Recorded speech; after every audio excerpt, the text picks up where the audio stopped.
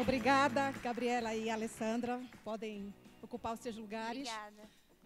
E para a gente enriquecer esse momento, que foi brilhante, o case que as meninas contaram aqui, nós vamos convidar mais duas empresárias, aliás, uma empresária e um empresário contábil, que é a Alessandra Souza, que está vindo aqui para a gente formar uma mesa e debater esse assunto, e o Leandro Oliveira. Lembrando também que agora vocês podem fazer perguntas, podem mandar pelo quem ainda não baixou o aplicativo, app iOS e Play Store. Vamos sentar? Vamos compor?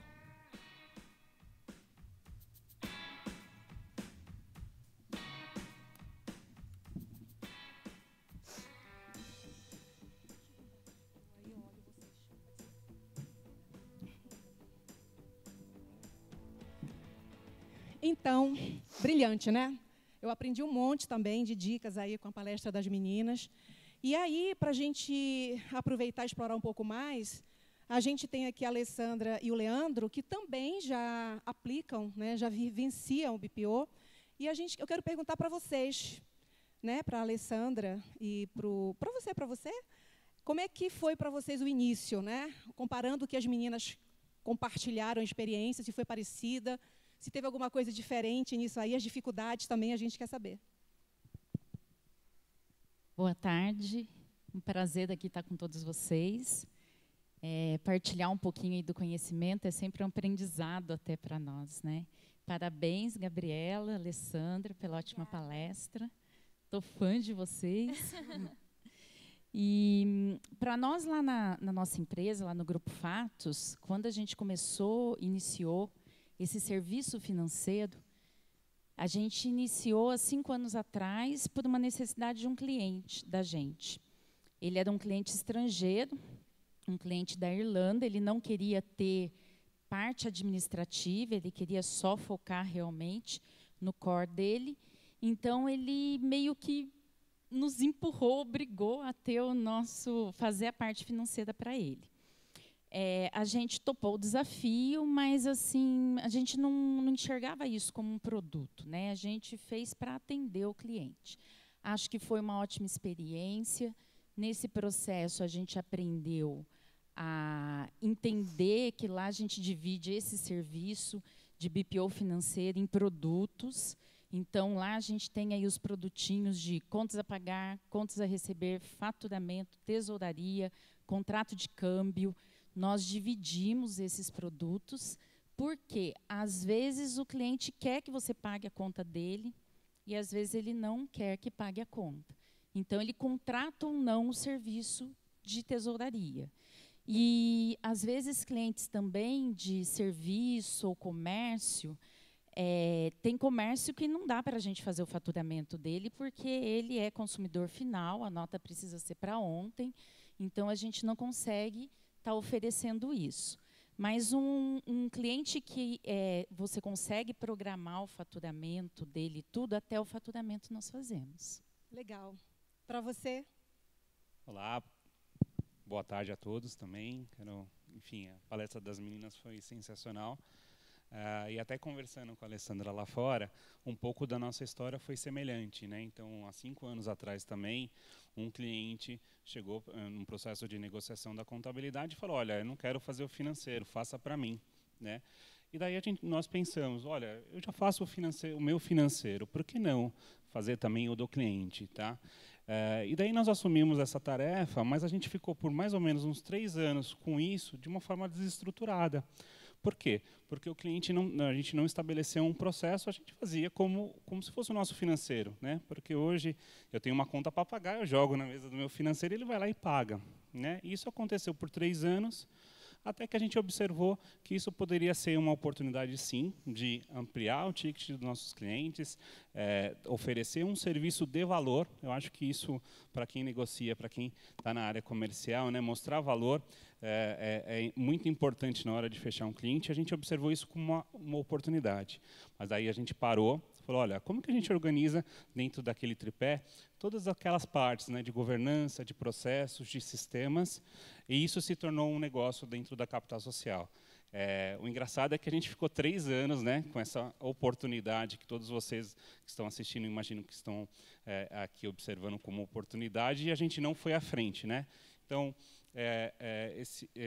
de janeiro de 2017 para cá, a gente vem adotando isso como uma prática, como um produto, e vem logrando sucesso, vem crescendo, oferecendo tanto para novos como para clientes hoje do escritório de contabilidade.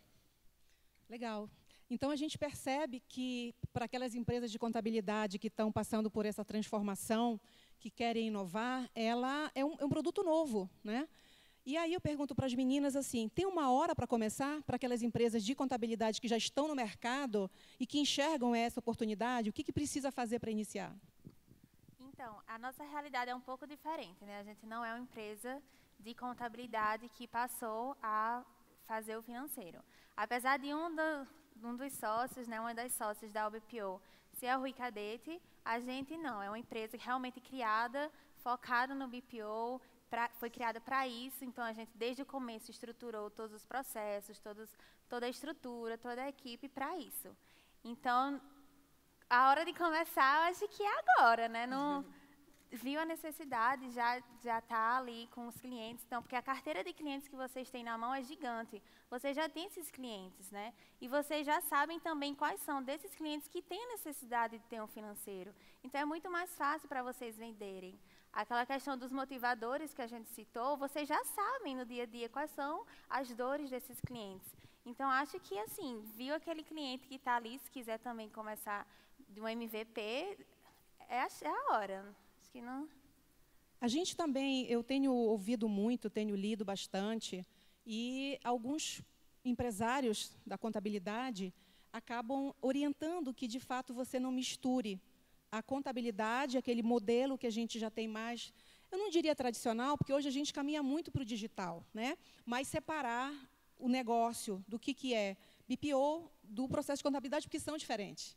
Né? Como é que a gente vê isso? Vocês têm uma ideia? Se separa, se faz junto, se inicia primeiro para começar, para conhecer, porque de repente você nem sabe como que vai o mercado, né? Para quem está iniciando, o mercado vai reagir. Então, eu começo com a minha de contabilidade, depois eu abro uma empresa específica para BPO. Como é que a gente vê isso? Como é que vocês veem isso?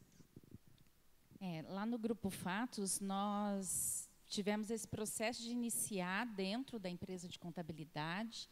Daí, a hora que a gente resolveu assumir isso como um serviço, nós abrimos uma outra empresa e separamos.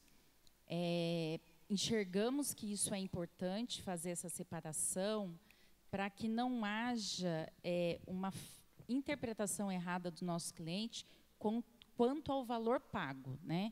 Porque se ele começa a somar o valor pago para o financeiro e mais a contabilidade, nossa, a contabilidade me cobra tudo isso. Então, a hora que nós separamos as empresas, fica mais claro para o cliente que ele está contratando serviços diferentes, porque, por mais óbvio que pareça para nós, que somos contadores, que contabilidade é diferente do financeiro, para o cliente não é. Ele faz bastante confusão com tudo isso. E uma coisa legal, né, Alessandra, é que, eu não sei se você já vive essa experiência, é que a gente tem impressão, ou se não é impressão, se é um fato, que o cliente ele percebe mais valor no BPO do que na contabilidade. Quando a gente só entrega balancete, por exemplo. Vocês sentem isso também? É que o cliente ele quer ver se ele está ganhando ou perdendo dinheiro, né? O que a gente está trabalhando lá no escritório, a gente está passando por uma experiência muito legal na parte contábil, é que o financeiro, a gente está falando de fluxo de caixa, a gente está falando se ele tem grana ou não. Agora a gente começou a trabalhar com o cliente, mostrando para ele qual a importância dele entender o patrimônio da empresa dele. E que uma coisa não diminui a outra. Então, assim, os clientes estão adorando, eles estão querendo entender o patrimônio dele, porque ele começou a ter controle pelo financeiro, a gente começa a gerar informações de maior qualidade na contabilidade, e a gente consegue mostrar para o empreendedor como está indo o negócio dele. E ele começa a enxergar possibilidades. Então, nós preparamos lá um slide para apresentar a diferença entre balanço patrimonial, DRE, fluxo de caixa, orçamento. A hora que a gente explica isso para o cliente, ó, ele acaba amando a gente, né? Porque ele sabe que nós temos potencial realmente para gerar a informação que ele precisa para fazer o negócio dele ser um sucesso. A gente está aguardando as perguntas, né? Vocês podem fazer perguntas, a gente vai fazer mais uma aqui e aí vamos começar a olhar, a verificar as perguntas que estão vindo pelo aplicativo. Eu queria só complementar a resposta da minha xará. Eu tenho uma empresa de consultoria, então por muito tempo aconteceu isso comigo também, né? Vivenciei na prática, de justamente só enxergar valor no financeiro e não na contabilidade. Minha formação não é contábil, então ou eu aprendo a ler o que é um balanço, né, uma DRE, ou então ninguém vai me ensinar. E no financeiro já é muito mais fácil, porque é uma linguagem que eu consigo entender. Então, é realmente um desafio para a contabilidade trazer de uma forma mais lúdica, né, relatórios mais tangíveis para o empresário que não tem aquele conhecimento técnico, e muitas vezes é como se ele estivesse lendo uma coisa de outra linguagem, né, que ele não tem esse conhecimento. E aí o financeiro ele sempre vai ser bem mais prático. Mas é um trabalho complementar um do outro, né? Inclusive, a gente sente que os contadores eles também auditam, né, o nosso serviço financeiro. Por isso a importância de ter essa divisão para que vocês possam complementar e não confundir ser um serviço único e tudo mais. Deixa eu aproveitar, porque assim, a nossa solução foi um pouco diferente dessa, porque a gente apresenta assim, a contabilidade e o BPO como um complemento e não como coisas separadas, né? Primeiro porque a gente consegue agregar valor àquela prestação, né? A gente consegue, no escritório contábil, acho que todo mundo aqui tem um problema de receber documentos, de ter um financeiro organizado. Então, o fato é que, com o BPO, o meu custo nos serviços de contabilidade eles são menores, né? E, na hora que eu faço uma proposta composta de contabilidade mais BPO, eu consigo um composto para aquela empresa melhor, em termos de fechamento de negócios, né? Por quê? Porque, no composto, eu considero que o custo da contabilidade ele é menor, né?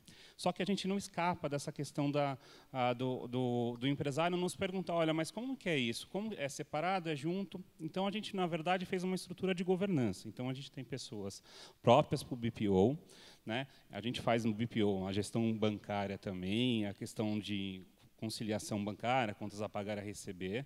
Só que dentro dessa estrutura a gente tem o conciliador que, na verdade, ele já audita, né? Então, tem as auditorias periódicas, mas esse conciliador ele tem esse papel também, né? E eu entrego a contabilidade para os clientes de BPO muito mais rápido. Então, assim, ele sente que no composto isso é bom. Eu apresento uma estrutura de governança com pessoas separadas que, de certa forma, elas ajudam com que o processo seja um melhor.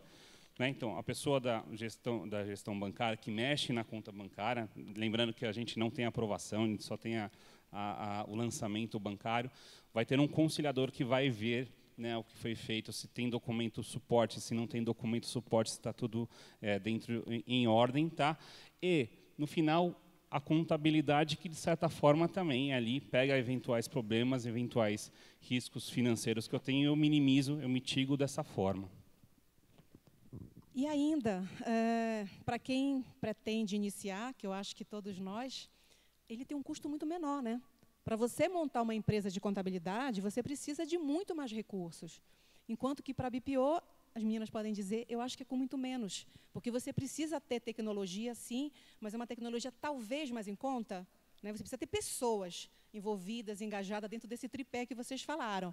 A gente pode avaliar que é mais fácil se constituir uma empresa de BPO do que de contabilidade? Eu acho que talvez a Alessandra possa ter mais propriedade nisso, que ela tem as duas empresas, né? Mas, assim, realmente, no mercado, vai depender muito da estratégia que a pessoa escolher. No mercado, tem vários sistemas bem mais em contas do que um sistema contábil, né? Que você vai ter que ter tributário, fiscal, enfim, aquela ruma de coisa, DCTF, integração com Receita Federal. É muito mais complexo do que o financeiro, realmente. E aí vai depender, se você, o NIBO tem preços mais acessíveis, outros sistemas são um pouco mais caros, mas eu acredito que, de forma geral, talvez seja mais barato, sim, para aplicar. Bem, uma só pergunta em relação à escalabilidade. Hoje a gente fala muito que vivemos no momento que muitos produtos da contabilidade são escaláveis. Será que a gente consegue enxergar isso no BPO? Instalável? Escalabilidade. Sim, você... sim, entendi. Tecnologia, a palavra, né? Tecnologia. É justamente que a gente sempre pensou ao criar uma empresa focada nisso. Porque não é só fazer o financeiro, mas é fazer de forma escalável, de forma automatizada. Então, isso é um baita desafio, mas é a tecnologia que vai ser nossa aliada, de fato, para que a gente possa fazer essa escalabilidade, né? E aí tem inteligência artificial aí por trás, tem muita coisa que, em pouco tempo, a gente vai estar vivenciando e, sem dúvidas, vai trazer não só a prática do financeiro, mas sim a informação, que é o resultado final, que o cliente quer ao ter, né, um setor financeiro, ao terceirizar um financeiro. Bacana. Então, a gente vai passar as perguntas agora para as perguntas que estão vindo aqui pelo aplicativo. Tem uma pergunta aqui do José Rodolfo Rodrigues Moreira. Ele pergunta assim: estamos realizando o serviço de BPO financeiro em nosso escritório e, sinceramente, é muito complexo delimitar o escopo dos serviços. Num primeiro momento, os clientes aceitam tudo e depois eles começam a solicitar coisas fora do contrato, gerando assim muito ruído. Qual dica você poderia dar para limitar esse ruído? Ele não define para ninguém, mas de repente alguém pode se...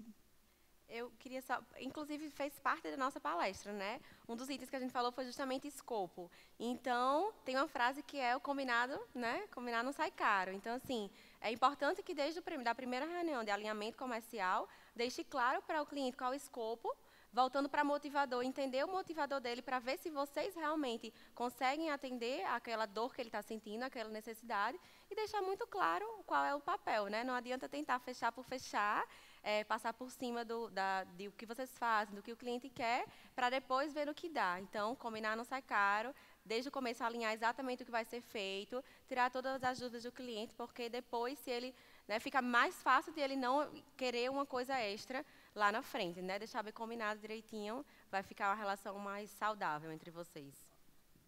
Nós lá... Obrigada.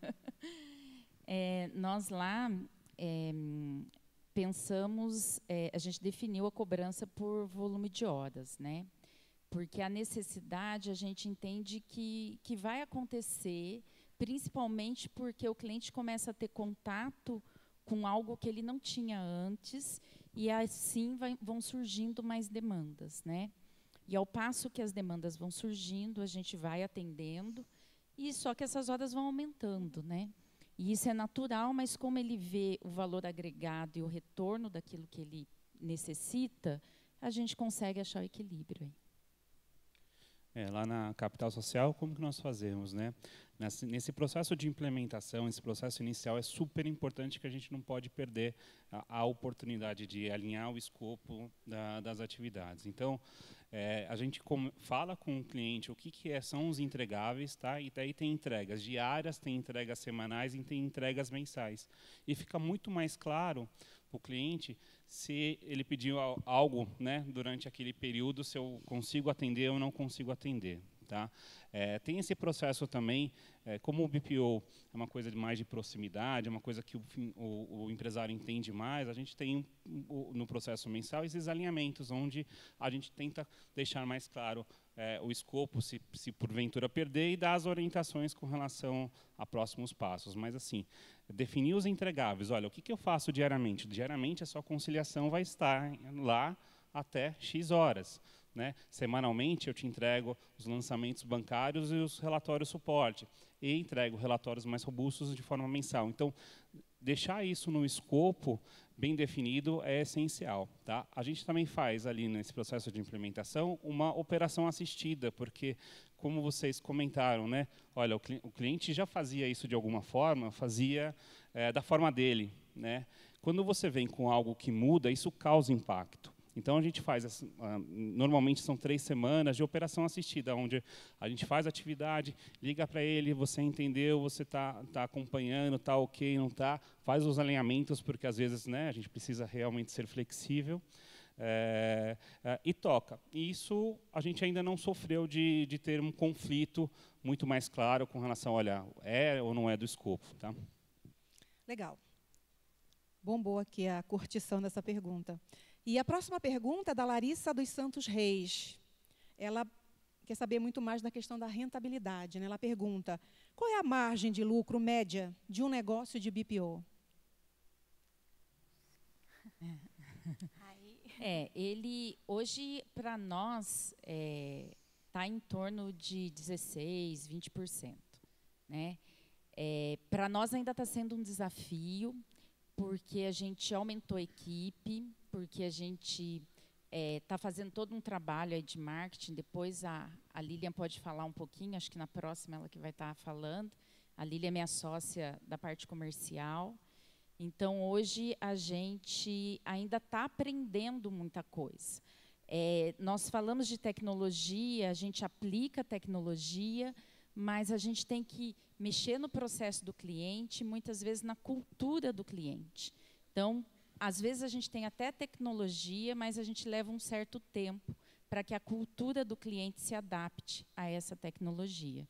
Mas é um processo que é natural, acho que isso a longo prazo melhore ou evolua, né?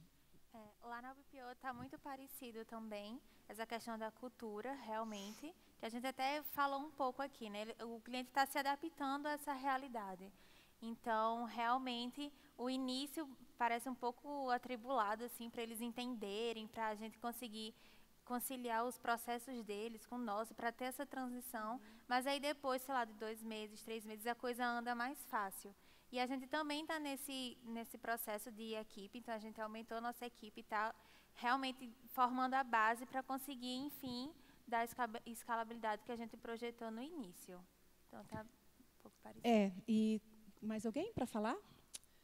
A gente também tem a Marciana Cheshire, acho que é isso.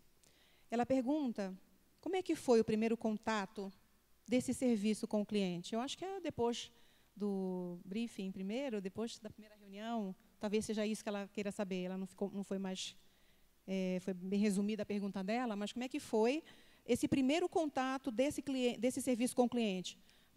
Você poderia até, né, se a pessoa estiver aqui, para dizer se o antes de fechar ou se depois de fechado, eu acho, né?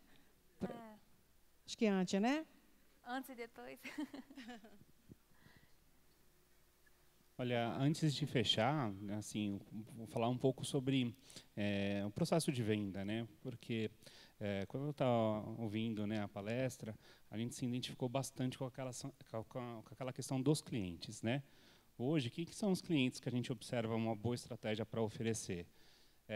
Empreendedores que estão sozinhos naquele negócio, então precisam de apoio, precisam de suporte. Empresas que estão crescendo, né? Então, começando esse processo de contratação de equipe para o seu negócio e também não querem ter essa complexidade de gestão de pessoas total, né? Porque eu já estou cuidando do meu negócio. E empresas e startups que também procuram a escalabilidade, então o nosso BPO acaba sendo um custo variável ali para ele, né? Não uma despesa fixa como é um funcionário.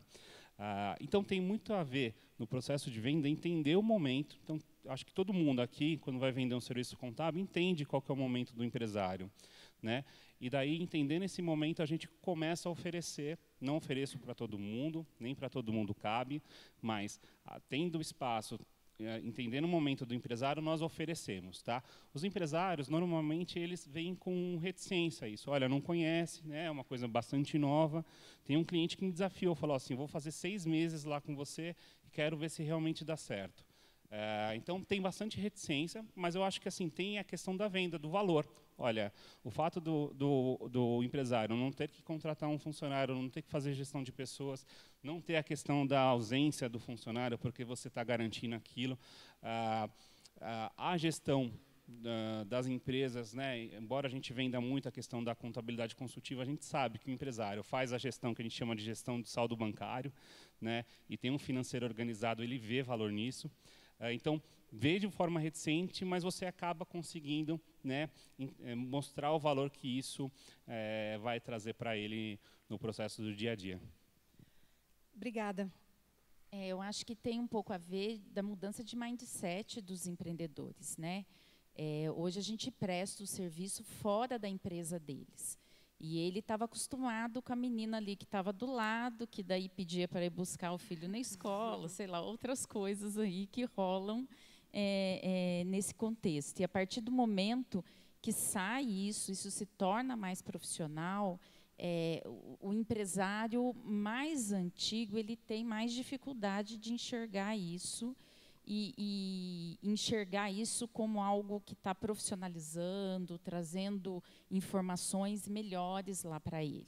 Ele vai enxergar como saiu a pessoinha do meu lado aqui.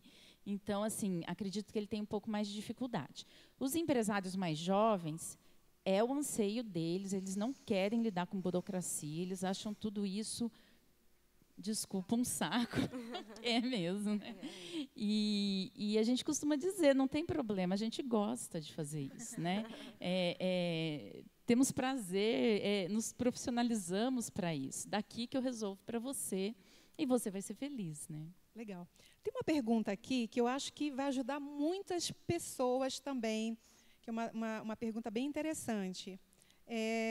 A pergunta do Henrique. Ele faz a seguinte pergunta: como vocês fazem para receber as contas a pagar e a receber de seus clientes? Criam um e-mail específico ou existe algum outro jeito para receber essa documentação? Bem bacana. Lá, você quer falar? Lá a gente trabalha realmente com e-mail. Então, a gente cria um e-mail específico para cada cliente. Mas, assim, hoje em dia a gente viu que não tem como não fugir do WhatsApp. Então, a gente acabou abrindo essa facilidade para o cliente. E aí eles vão mandando tanto por e-mail quanto pelo WhatsApp essas contas. Mas, assim, claro que naquelas contas recorrentes é muito mais fácil, né? Que todo mês você já sabe onde buscar. Então, essa gestão está sendo depende muito do perfil do cliente também. Os clientes mais antigos preferem o e-mail, já estão acostumados. Outros que já estão com a tecnologia preferem o WhatsApp. E a gente vai adaptando de acordo com a necessidade de cada um. Mas, assim, nunca foi um problema lá receber essa documentação. Eu acho que a pergunta também está relacionada com o e-mail, né? Qual o e-mail que você usa para poder fazer essa gestão, né? Então, se for essa pergunta, a gente deixa aberto para o cliente escolher se nós atuamos com o e-mail dele, né? Então, @aempresadomeucliente.com.br ou o meu e-mail, tá? Nisso a gente separa. Isso eu não uso o e-mail, o domínio da contabilidade, até para evitar, né, uma certa confusão com relação ao fornecedor dele. No nosso BPO, nós vendemos também essa gestão do contas a pagar e uma proatividade para cobrar e para receber as contas, né? Então, se o cliente fala, não, eu quero que você seja realmente o meu financeiro, que trabalhe como minha empresa, vista a minha camisa, nós vestimos, tá? E trabalhamos com o e-mail dele.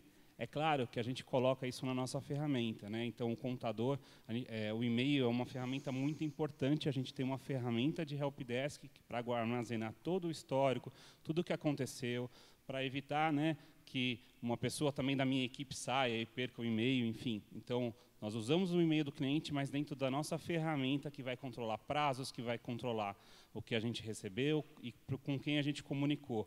E isso também possibilita que ele tenha acesso a todas as conversas, todos os e-mails que eu troquei com os fornecedores e clientes deles. Quanto à documentação, a gente tem aí tecnologias que nos ajudam, né? DDA, os sistemas financeiros fazem captura automática das notas fiscais. Então, assim, hoje a gente tem muito menos dependência, né? Lá na nossa empresa, a gente tem uma ferramenta de comunicação que a gente tentou, no início, colocar para os nossos clientes, que é do ticket, ele tinha que abrir o ticket, anexar lá o que ele precisava, não colou. Na contabilidade funciona muito bem, mas no financeiro não. O cliente não aceitou.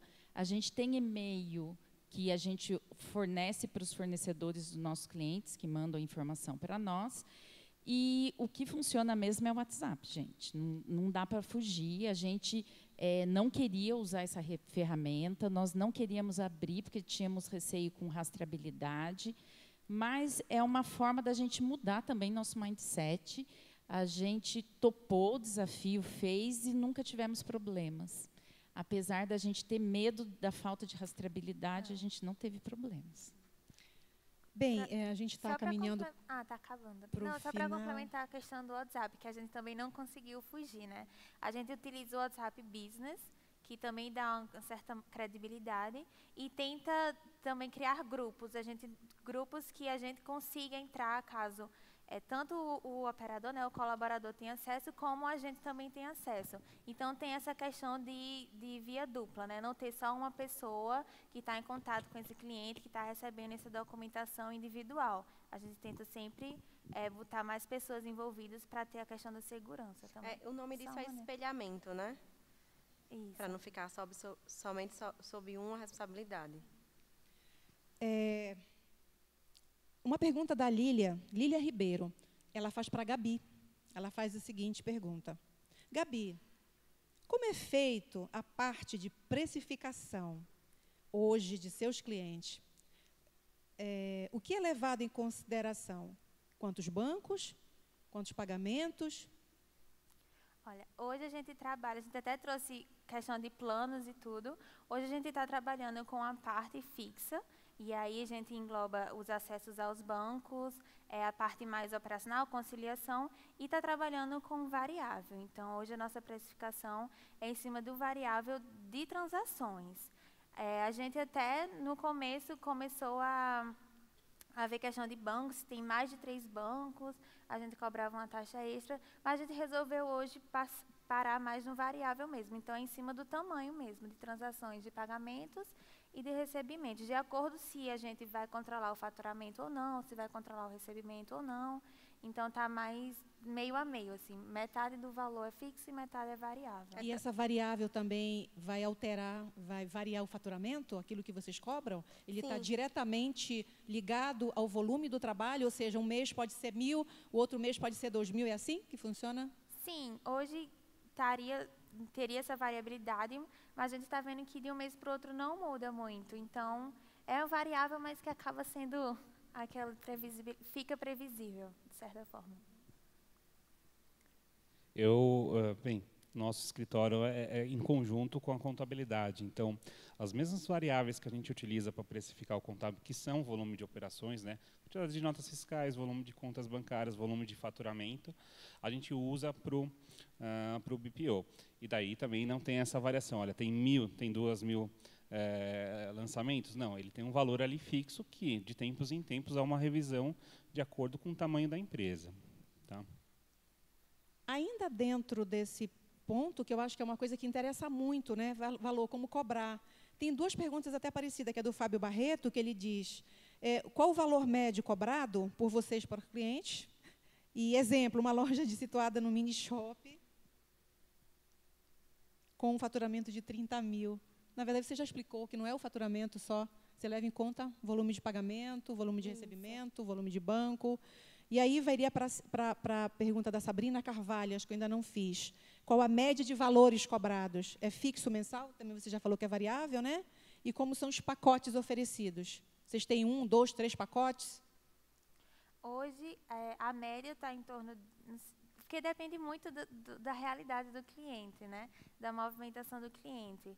Mas os pacotes, hoje a gente está trabalhando justamente com um fixo, e aí tem esse pacote, e o variável aqui é mutável. Então, de planos, vários planos, a gente não tem muitos hoje. A gente tenta decifrar quais são as demandas, né? Fazer uma relação de tempo e custo. Então, a gente vai tentar decifrar quais são aquelas variáveis que a gente pode usar para precificar, de modo que quanto mais o cliente exige da gente, quanto mais movimentação ele tiver, mais a gente também vai ter que gerenciar. Então, é uma relação de pay per use, né? Assim, você vai usar, você vai pagar por aquilo que você utiliza. Então, como a gente trabalha muito com pequenas empresas, é legal porque se elas têm um aumento grande de movimentação, provavelmente elas têm mais faturamento, então elas vão requerer mais do financeiro. E para finalizar, última pergunta, como funciona na prática a etapa de autorização de pagamento? Bem interessante, do BPO, da OBPO. Então, hoje a gente, acho que até o Leandro, a gente não não autoriza o final. A gente faz a gestão dos clientes que querem, né? Nem todos os clientes querem que a gente entre no banco e agende. Mas a nossa parte de autorização é até o agendamento. E aí a autorização final realmente é do cliente. A gente não chega a autorizar no último de realmente sair do extrato. Tem cliente, por exemplo, que entra uma vez ao dia e faz a autorização de todas as contas do dia. Tem cliente que tem um bom fluxo e ele quer fazer uma autorização semanal. Então, é uma autoridade que ele tem que não vai demandar tempo. A gente entende como algo que é importante para ele sentir que ele é o dono realmente desse controle dele. O que a gente vai fazer é operacionar tudo aquilo para que ele tenha informação no final do dia ou no final da semana que ele precisa. É porque a gente tenta muito assim, ele está terceirizando a operação, né? Ele não está terceirizando a decisão, a estratégia. Então, a gente tenta muito separar isso de realmente a autorização final ser dele. E aí, como a Alessandra falou, a gente tenta minimizar esse esforcinho de entrar lá e autorizar, né? Então, a gente tenta agendar o máximo possível previamente para que ele possa, a hora que ele quiser, já está tudo agendado e ele liberar. Então, a gente sempre fala isso, né? O que a BPO não faz? Ela não toma decisão pelo cliente. Então, o resto do financeiro, a gente vai fazer para que ele tenha informação mais completa e ele consiga tomar a decisão. Então, é até aí onde vai o nosso limite. Então, resumindo, vocês elaboram um orçamento para o mês para pagar, envia para o cliente, ele autoriza para que vocês façam o pagamento para aqueles casos onde o BPO é mais completo. Seria isso, então? Isso. Né? A periodicidade varia muito. Em alguns casos é semanal, em alguns casos é diário, vai depender um pouco de por escrito, cliente. então? Ou por e-mail, ou por uma autorização por especial? Por e-mail. Ok. Gente, obrigada. Eu acho que foi riquíssimo. Oi? O ouro, né? O ticket médio. Alguém pode? Não, Na nossa empresa é muito variado. Então, tem clientes que pagam menos de salário mínimo, tem clientes que pagam bem mais com salário mínimo. Como é variável de acordo com a movimentação, vai ter cliente que vai pagar R$600, vai ter cliente que vai pagar R$2.000. Então, depende realmente de como é a realidade daquele cliente. Eu não posso cobrar para um cliente que tem uma movimentação X e outro tem uma movimentação 2X, a mesma coisa. Então, isso vai variar muito. Eu tenho um número aqui que quando eu vim para cá, eu falei, deixa eu pegar esse número porque eu vou usar ele. Né? A gente tem 7% dos clientes usando o BPO financeiro, e desses 7 clientes, a gente tem uma receita de 25% do escritório. Tá? Então, assim, um cliente de BPO, ele consome mais o escritório, seja em termos de entender melhor o trabalho da contabilidade, seja aquela questão de você dar a consultoria. São clientes que você consegue fazer uma venda maior, né? Então, assim, é o que ela falou, né? Poxa, tem clientes que pagam, né, 800, 1.000, 2.000, enfim, não dá para precisar muito bem, mas é fato que você está agregando valor ao seu escritório oferecendo um BPO financeiro. Obrigada. Bom, o painel piscou ali para o encerramento. Então, a gente agradece esse momento rico. Para mim, foi bastante. A gente acredita que também foi para todos vocês. E agora a gente tem um intervalo. Até a próxima palestra, daqui a 20 minutos.